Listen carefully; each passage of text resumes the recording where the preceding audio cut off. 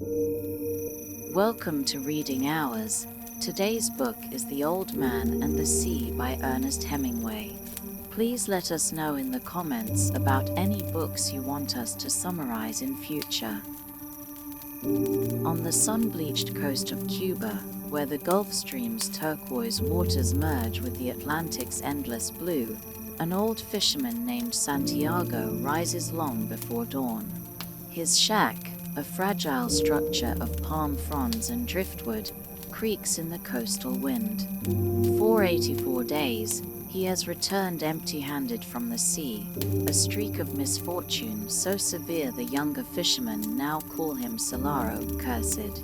Yet Santiago's eyes, pale and clear as the midday sea, betray no surrender. They are the eyes of a man who has spent a lifetime wrestling the ocean's whims, a man who knows the difference between bad luck and defeat. Each morning, before the first light stains the horizon, he walks to the shore with a quiet resolve, his patched skiff waiting like a faithful but weary companion. The village of Kojima is small, its rhythms dictated by the tides. The fishermen here measure a man's worth by his catch, and Santiago's empty nets have made him a ghost in their eyes, a relic of a time when strength and grit outweighed luck. But there is one who still sees him, Manolin, a boy of 14 whose hands are calloused from hauling lines but whose heart remains soft with loyalty.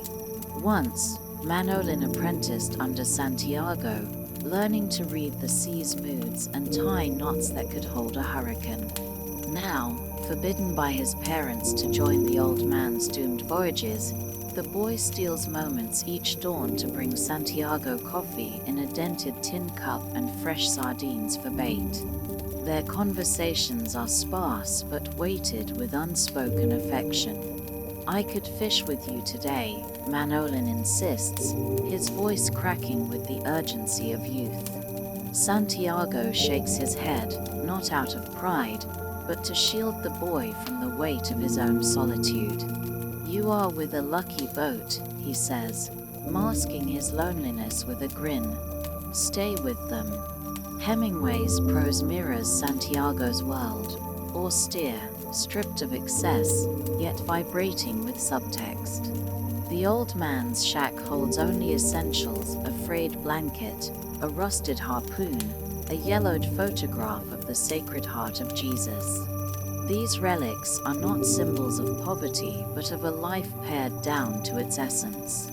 Santiago's true wealth lies in his memories of his youth in Africa, where he watched lions prowl the beaches at dusk, their golden coats glowing in the fading light. Now, those lions visit only his dreams, their roars replaced by the sea's eternal murmur.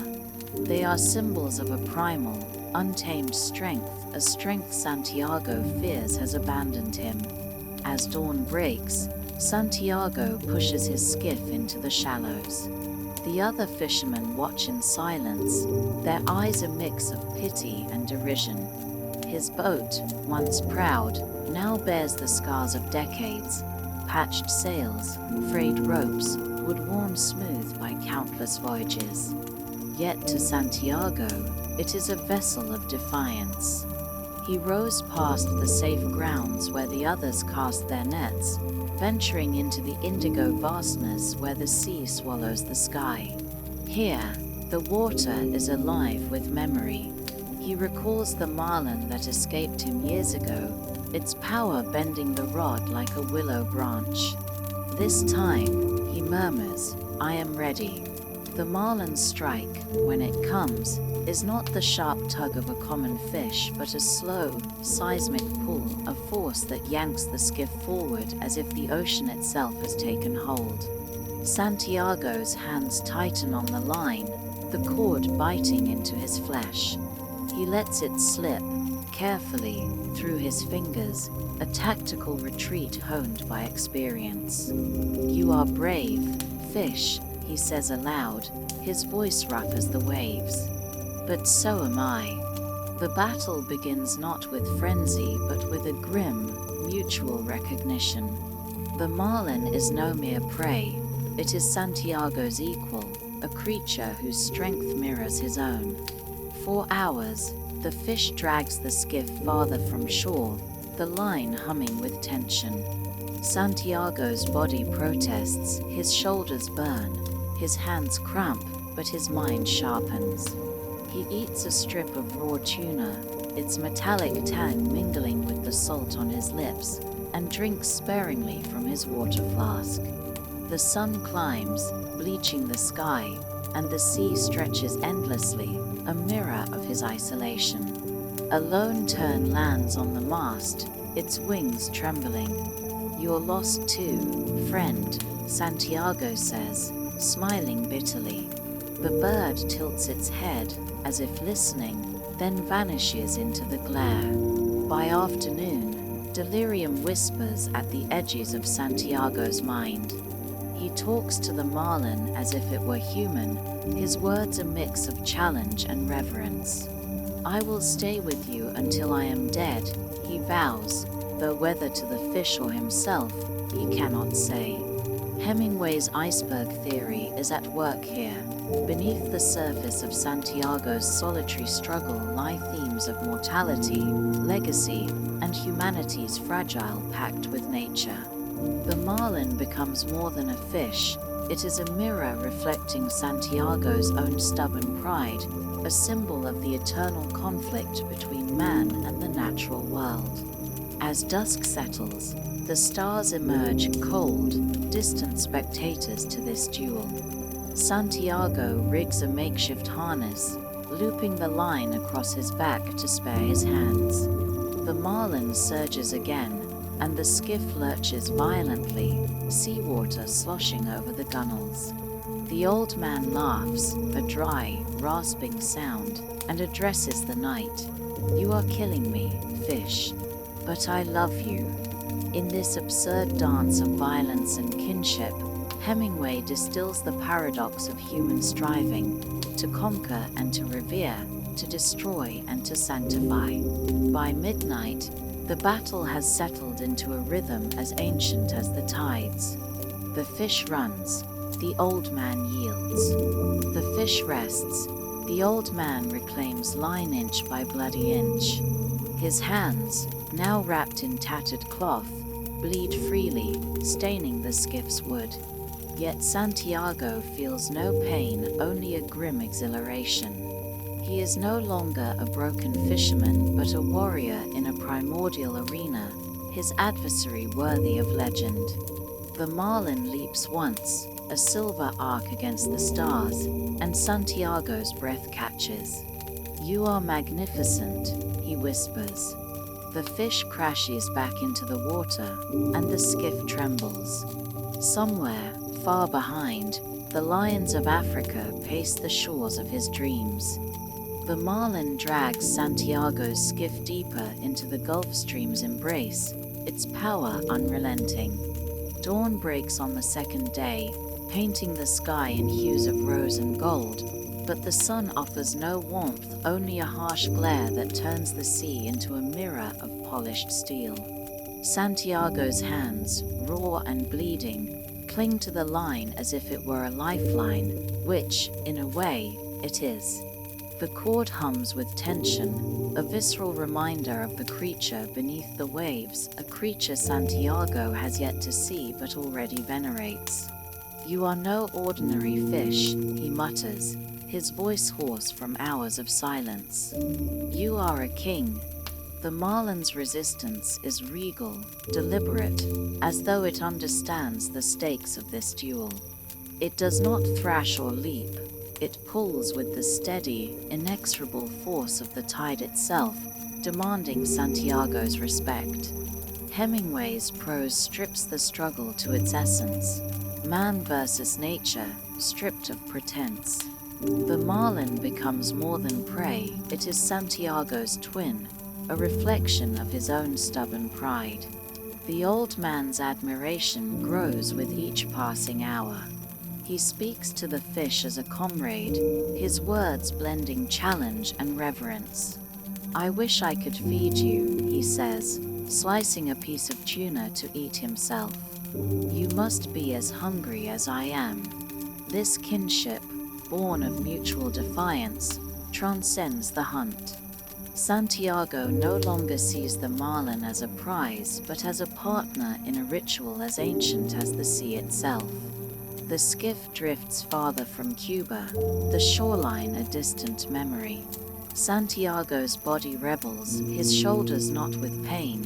His left hand cramps into a claw, but his mind sharpens, attuned to the subtlest vibrations in the line. He eats sparingly, the raw tuna's metallic tang mingling with the salt on his lips, and drinks tepid water from a sun-warmed flask. A lone tern lands on the mast, its wings trembling. "You're lost too, friend," Santiago says, smiling faintly.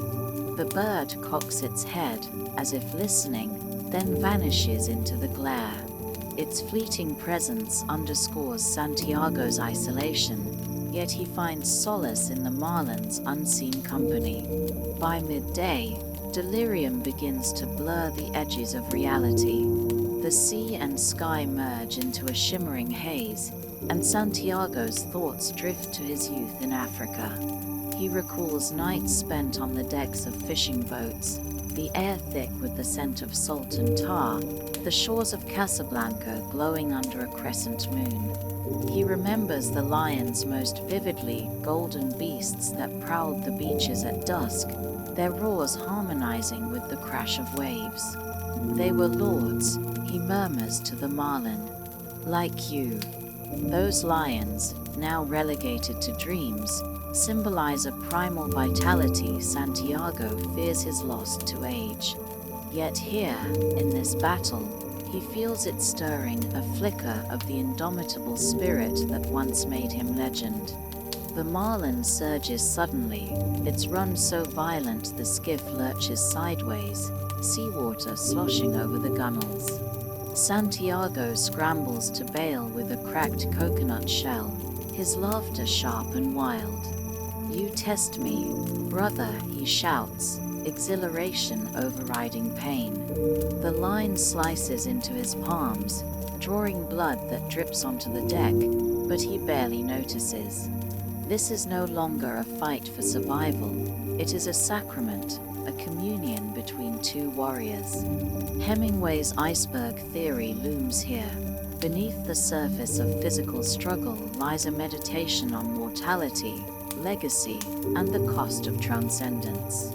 The marlin's strength becomes a mirror for Santiago's own fading power, its endurance a challenge to his crumbling body.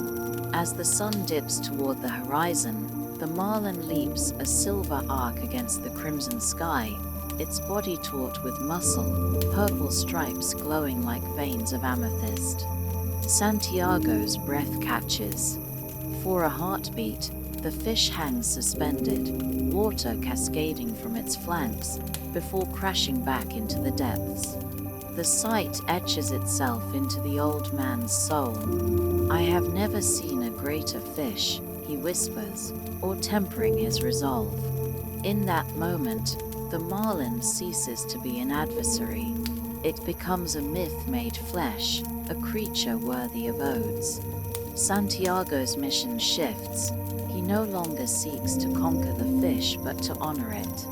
"You will die with dignity," he vows, tightening his grip on the line. Night falls, and the cold seeps into Santiago's bones.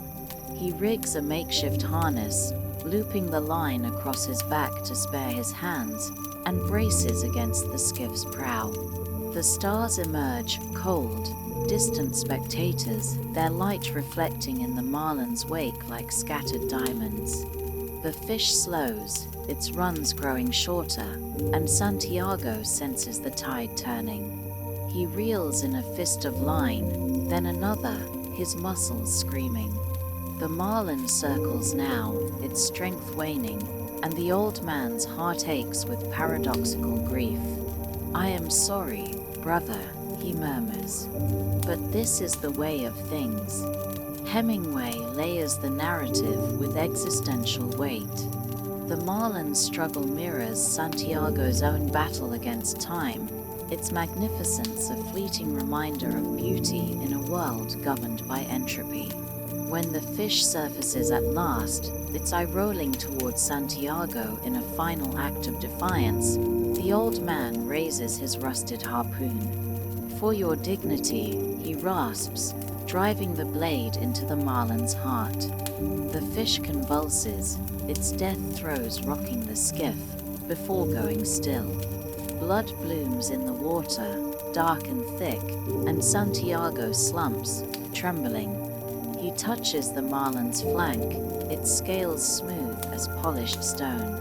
"You fought bravely," he says, tears mingling with salt on his cheeks. But the sea offers no time for mourning.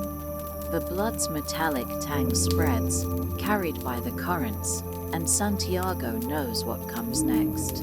Sharks, drawn by the scent, will swarm like judges to a hanging. He lashes the marlin to the skiff's side, its bulk dwarfing the tiny boat, and scans the horizon. The first fin appears at dusk, a sleek shadow cutting through the waves. Santiago grips his knife, its edge dulled by time, and readies himself. "I fought you fair, fish," he says. "Now I'll fight them dirty." As night deepens, the old man's mind fractures. He talks to the ghost of Joe DiMaggio, imagines the Yankee clipper playing through bone spurs, and begs the marlin's forgiveness. The sharks come in pairs, Marco, Galeno, their jaws snapping like steel traps, and Santiago battles them with oar, club, and bare hands. Each attacker strips another pound of flesh from the marlin, and with each loss, the old man's triumph curdles into ash. By dawn, the skiff drifts like a phantom ship, its deck slick with blood and seawater. The marlin is a skeleton now, its spine arching like a cathedral's ribcage.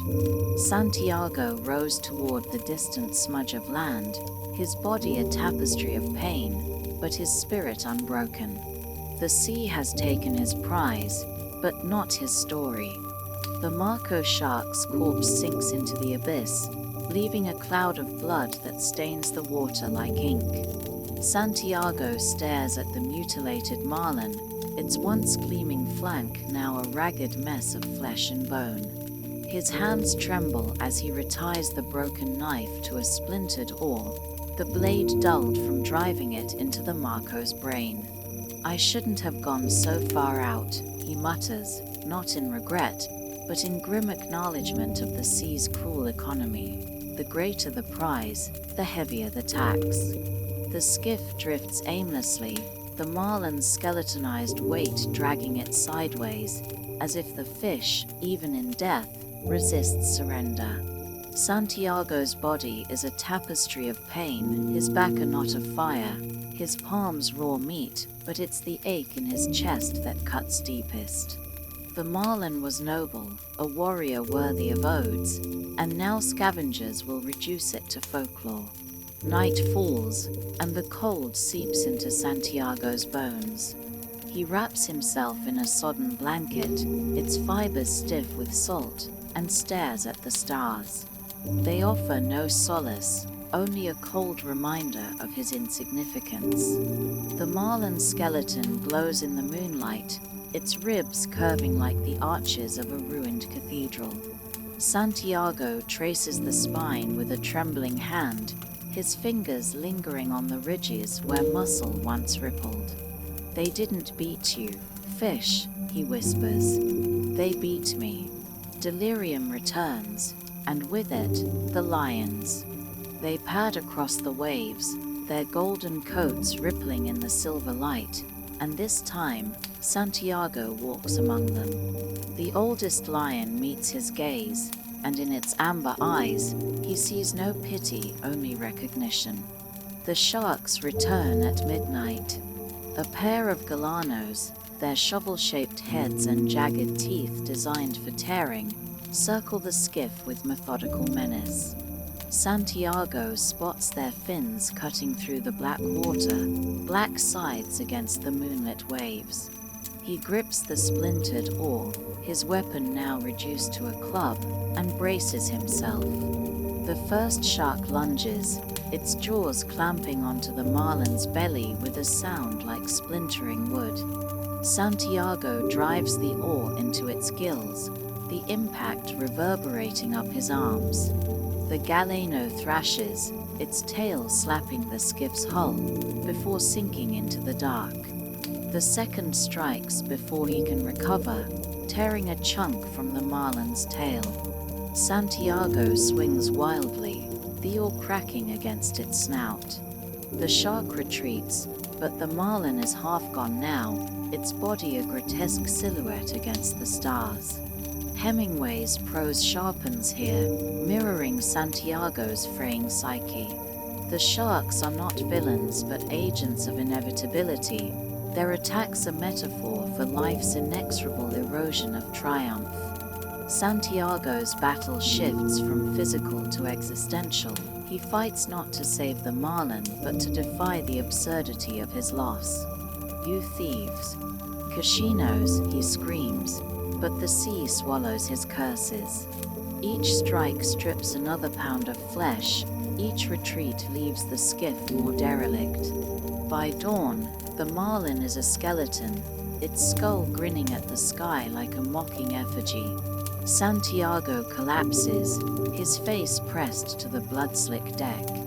The cold numbs his wounds, and for a fleeting moment, he considers surrender, untying the line, slipping into the water, joining the marlin in whatever abyss awaits. But then he hears Manolin's voice, clear as a bell. "You'll fish with me again, old man. We'll take the skiff beyond everyone." He grits his teeth and sits up.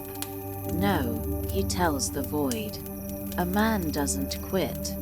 The sun rises on a skiff adrift, its mast snapped, its sail in tatters. Santiago's hands are numb, his vision blurred by salt and exhaustion. He drinks the last of his water, warm and brackish, and scans the horizon.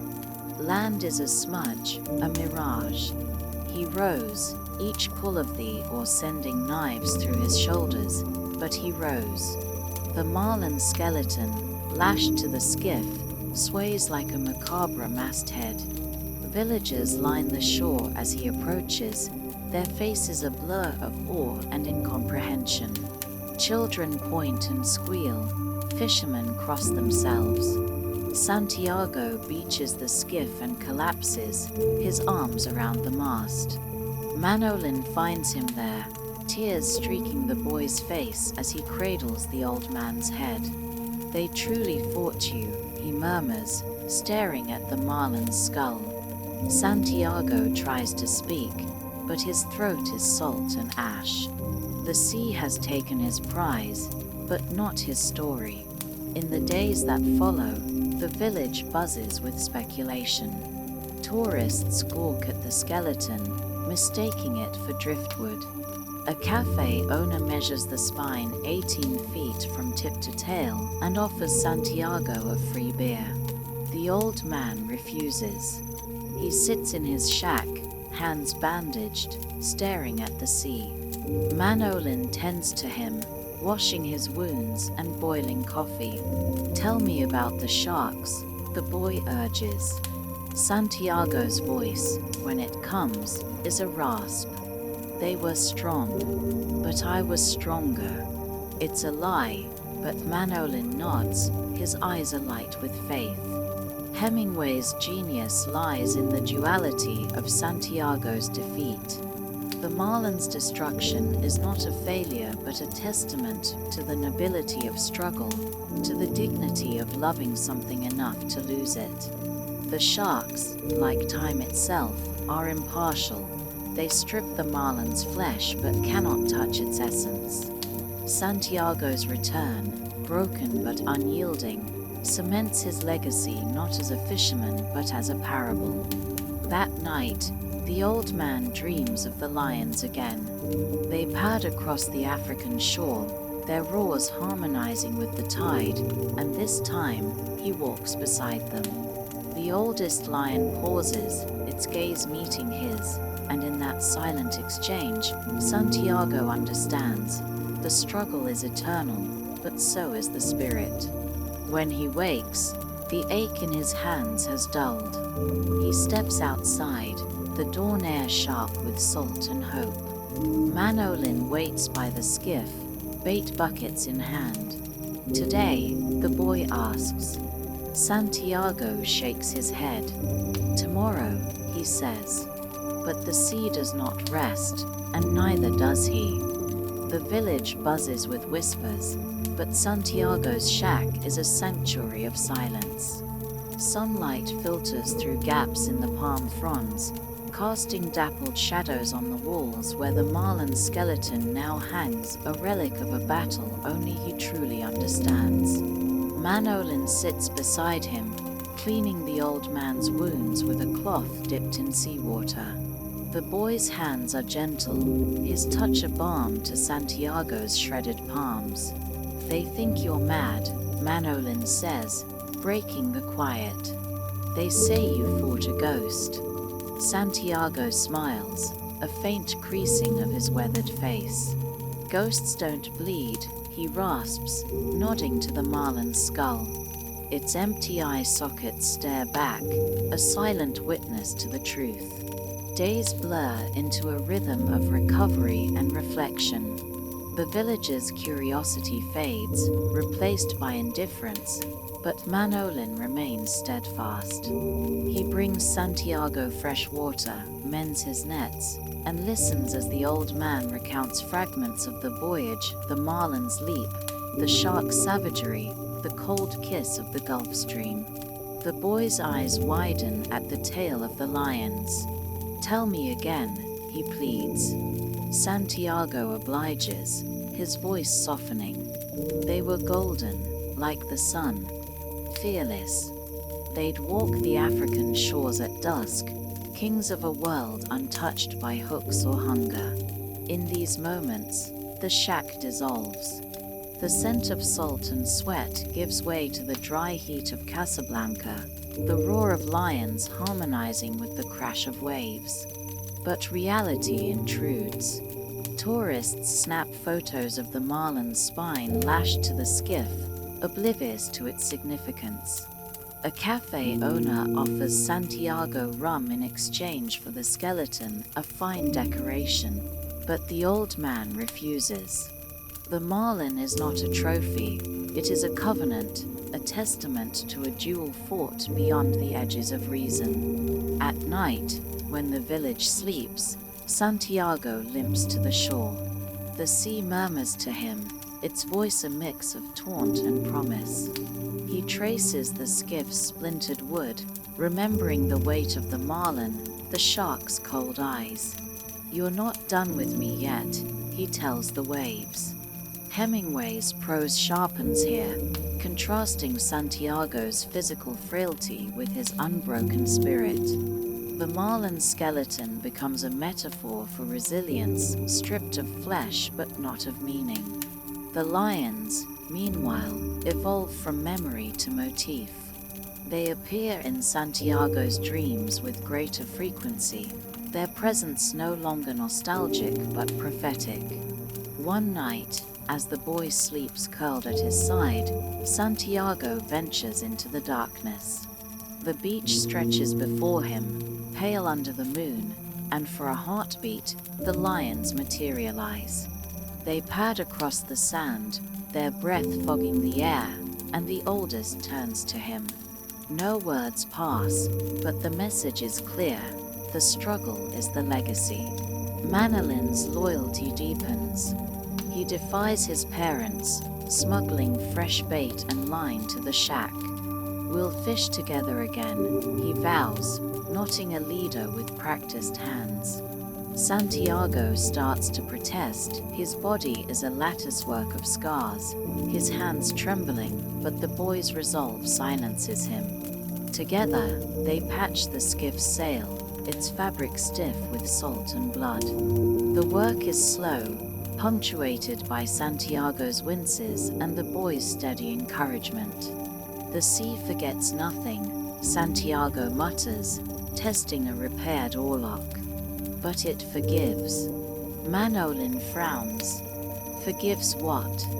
The old man gestures to the marlin skeleton. Hubris. Pride. Love.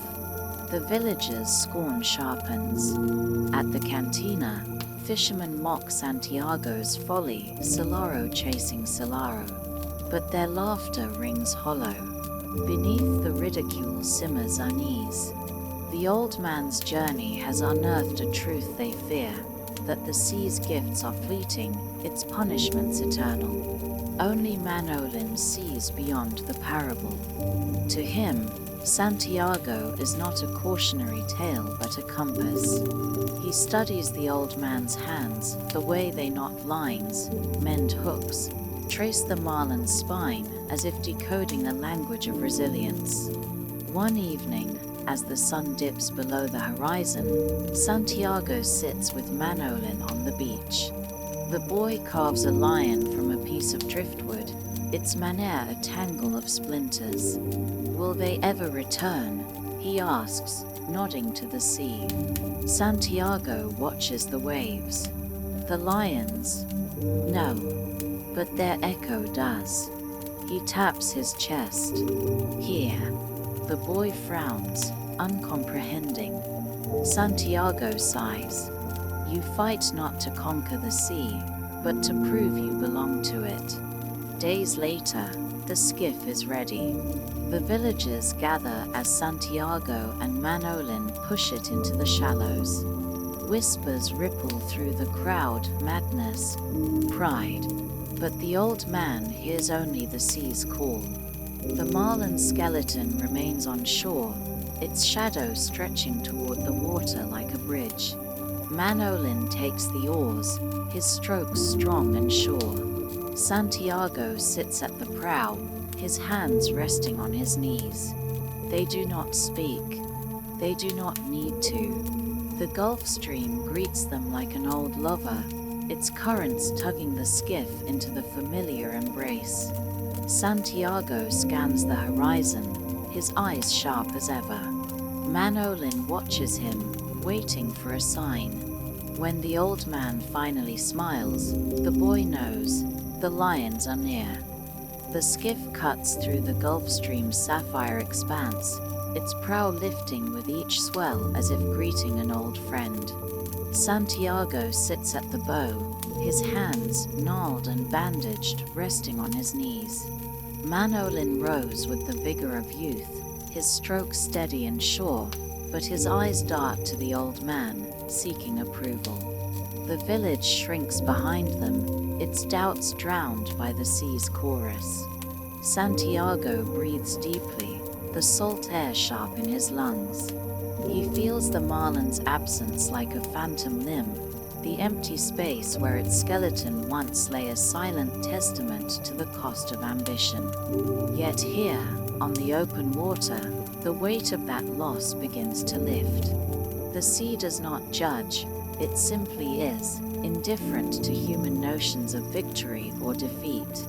Manolin breaks the silence. Where to? He asks, squinting against the sun. Santiago scans the horizon, his gaze lingering on a distant patch of rippled water. There, he says, nodding toward the shimmer. The boy adjusts course, his trust absolute. For hours, they drift, lines trailing behind them like silver threads. The old man speaks little, conserving his strength, but his presence fills the skiff, a quiet force that steadies the boy's nerves. A flying fish leaps, its iridescent wings catching the light, and Manolin laughs. The sound, bright and unburdened, startles Santiago. He realizes how long it has been since he heard joy on these waters. Hemingway's prose here contrasts the innocence of youth with the gravity of age. Manolin's laughter is a counterpoint to Santiago's silence, a reminder that the sea holds both wonder and peril. The old man watches the boy bait a hook, his fingers deft and unmarked by time. "You've learned well," he says, the praise rare and weighted. Manolin grins, but his smile fades as he notices Santiago's hands trembling. "Will you teach me about the lions?" he asks, deflecting the unspoken fear. Santiago hesitates, then begins. He tells of Africa again, the white sands, the heat-hazed skies, the lions that came at dusk like golden shadows.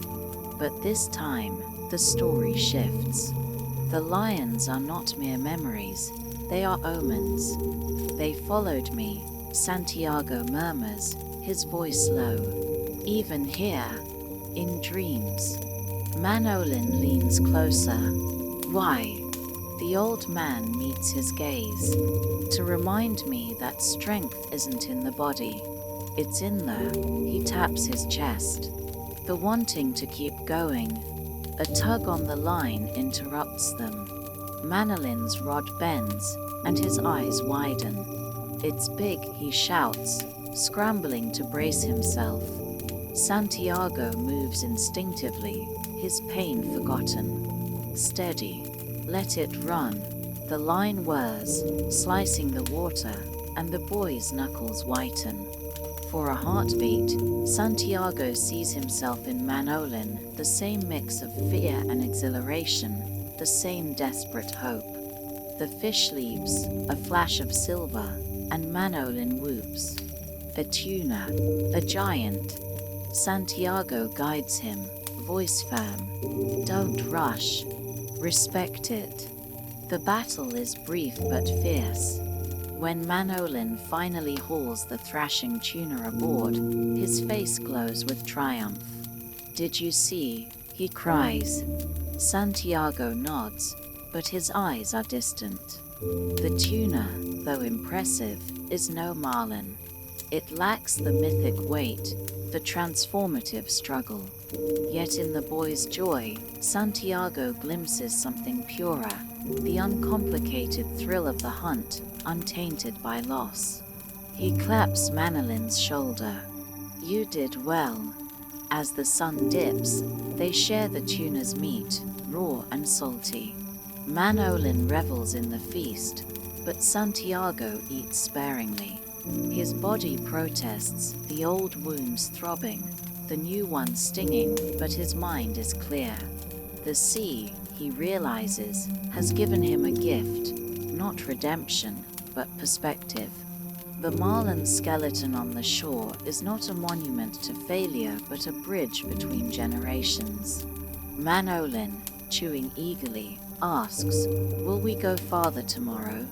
Santiago studies the horizon. "Farther isn't always better," he says.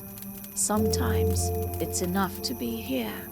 Night falls, and the stars emerge, cold, distant, yet strangely comforting. Manolin sleeps curled in the bow, his breath steady. Santiago keeps watch, the skiff rocking gently. The sea whispers secrets only he can hear, of storms that never came, of fish that got away, of lions that walk on water. He thinks of the marlin, its eye rolling toward him in those final moments, and wonders if it understood. "Did I honor you?" he murmurs. The waves answer with a sigh. A flicker of movement catches his eye. A shark's fin cuts through the moonlit water, circling the skiff. Santiago's pulse quickens, but he does not wake Manolin. This is his trial alone. The shark, a small reef species, nothing like the Marcos, nudges the hull, curious. Santiago grips his knife, but the creature loses interest and glides away. The old man exhales. The sea is not out for vengeance. It is indifferent, as always. Dawn finds them anchored in a cove, sheltered by jagged rocks. Manolin dives into the shallows, emerging with a lobster clutched in each hand. "Breakfast," he crows. Santiago watches, amused, as the boy builds a fire on the beach. The flames crackle, casting shadows on the sand. Manolin roasts the lobster, humming a tune his mother taught him. Santiago eats slowly, savoring the warmth. "You'll make a fine fisherman," he says. The boy beams. "Because of you." But the praise unsettles Santiago. He knows the cost of greatness, the isolation, the obsession. He wants better for Manolin. "Listen," he says, voice graveled with urgency. "The sea doesn't love you. It doesn't hate you. It just is. Remember that." Manolin frowns. "Then why fight it?" Santiago pokes the fire, sending sparks skyward. "To prove you're alive." The answer hangs between them, embers fading into ash. Manolin nods, though he doesn't fully understand. Santiago knows he will, in time. The boy gathers shells, lining them along the skiff's edge like trophies. Santiago watches him, the weight of years pressing down.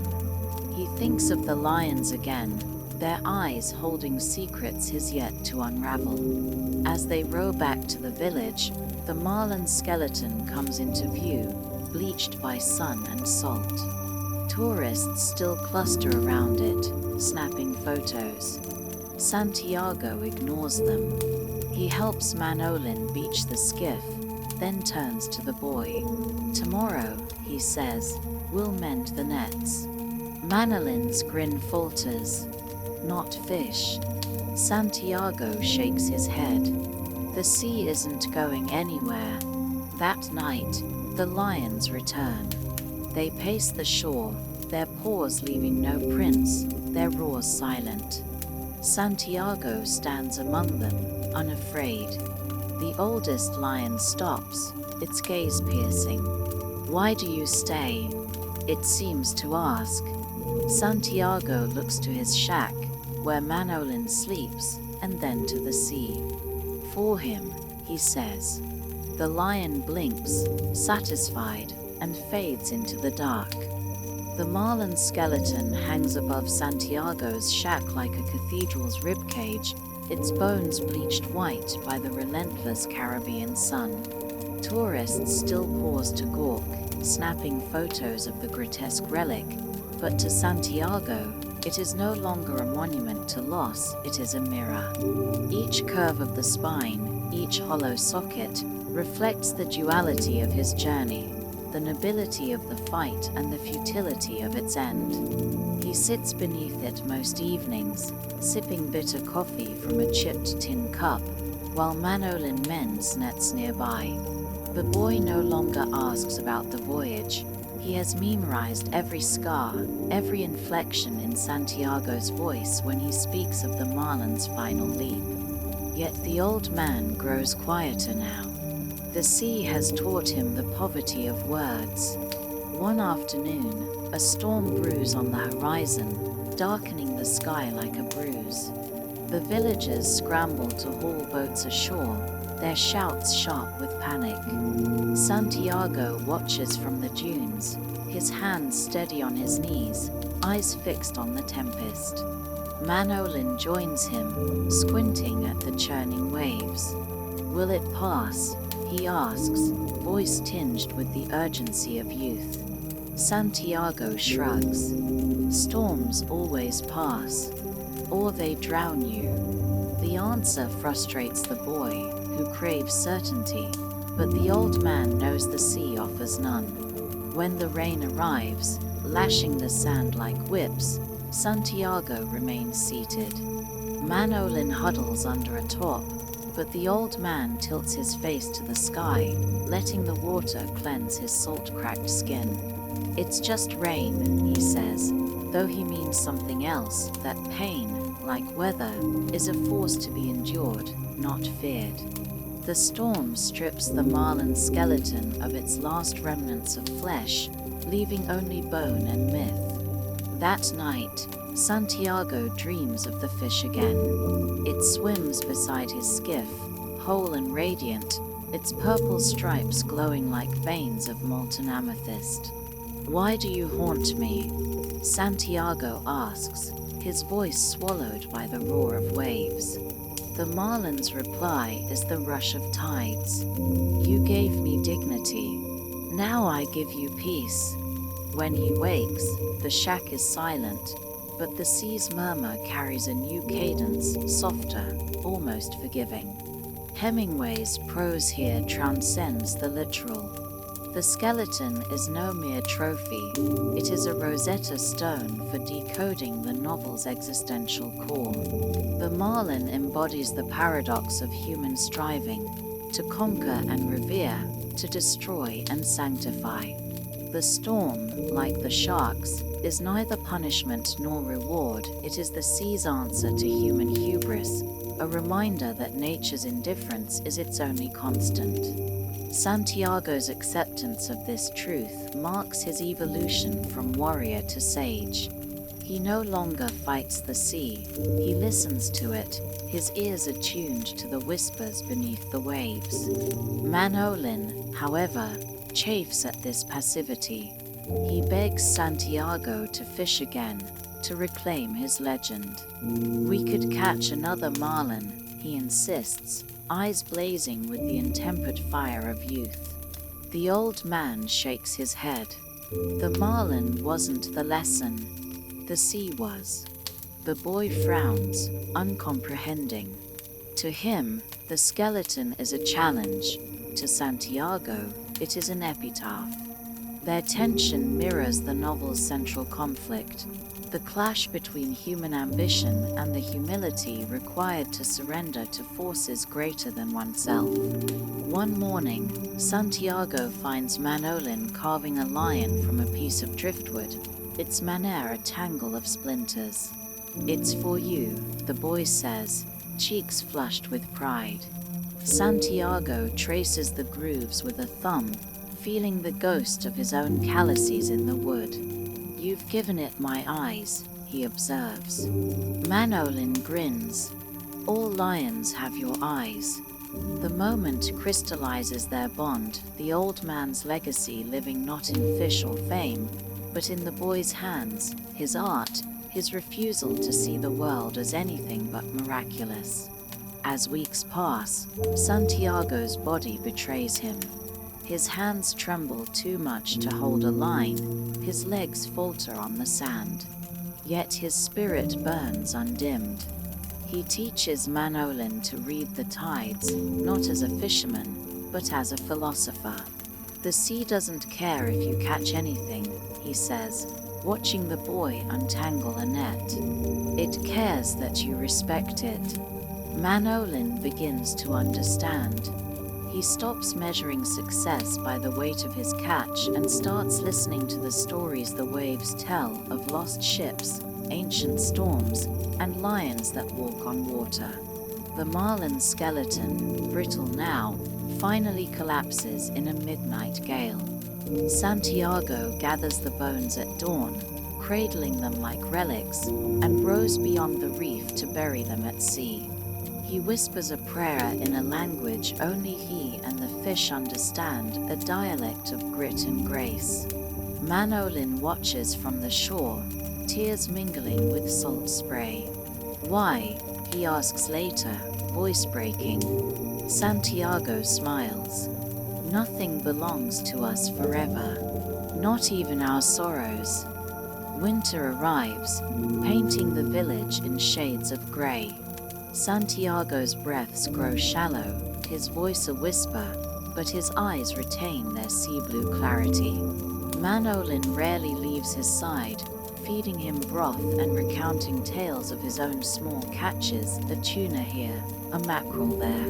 The boy's hands, once clumsy, now move with the precision Santiago taught him. "You'll outfish them all," the old man says, pride softening his tone. Manolin shakes his head. "I'd rather outlast them." On the coldest morning, Santiago wakes to find the lions padding through his shack. They are vivid now, their coats molten gold, their eyes twin suns. The oldest approaches, its breath warm on his face. "Come," it rumbles. the sound vibrating in Santiago's marrow. He rises, his body light, painless, and follows the lions to the shore. The sea stretches calm and endless, the marlin swimming beside his skiff, whole again, its scales catching the dawn light. Is this death? Santiago asks. The lion's voice is the wind. It's peace. He turns to see Manolin sleeping in the sand, the boy's face pressed against the driftwood lion. Santiago understands then, his legacy is not in the sea's depths, but in the boy's heart. The lions lead him into the waves, their paws leaving no prints. The water embraces him, warm as a mother's touch, and he dissolves into the current, a drop returning to the ocean. Manolin wakes to find the shack empty. He races to the shore, clutching the wooden lion, and finds the skiff adrift, its lines untethered. The villagers mutter about madness, but the boy knows. He rows into the Gulf Stream, the lion figurehead leading the way. A marlin's fin breaks the surface, and Manolin smiles. I'm ready, he whispers, not to the fish, but to the sea. Years later, when Manolin is old and the villagers call him Solaro, he sits beneath a new skeleton, a marlin he fought for 3 days and 3 nights. A boy brings him coffee, eyes wide with awe. Tell me about the lions, the child begs. Manolin closes his eyes, and the waves carry Santiago's voice. They are golden, and they are waiting.